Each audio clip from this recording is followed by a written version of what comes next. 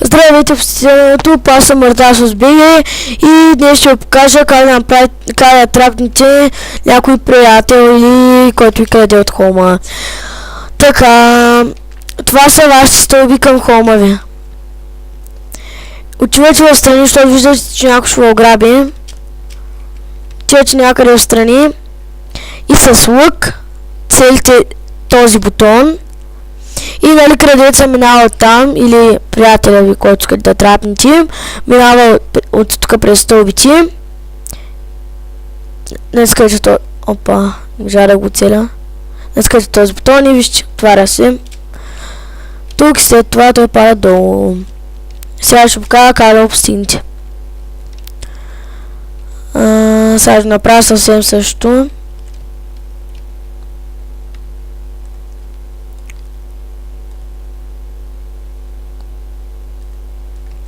Така, ето, дървото е готово.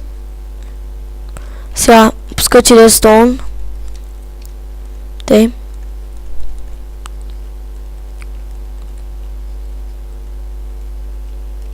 Окей. Кое така.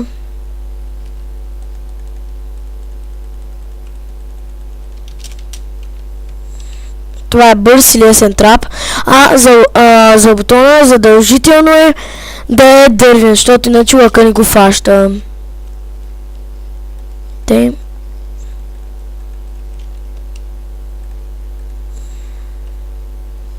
Тук така.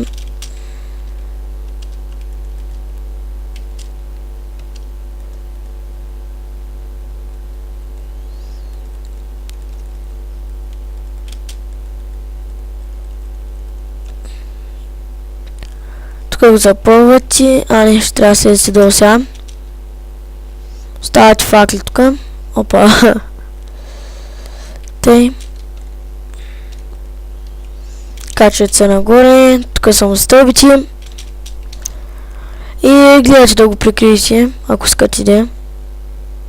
Целите. И ето ви го трапа. Готов. И това беше от мен. Ако ви харесва трапа, тръпнете някой, ако не,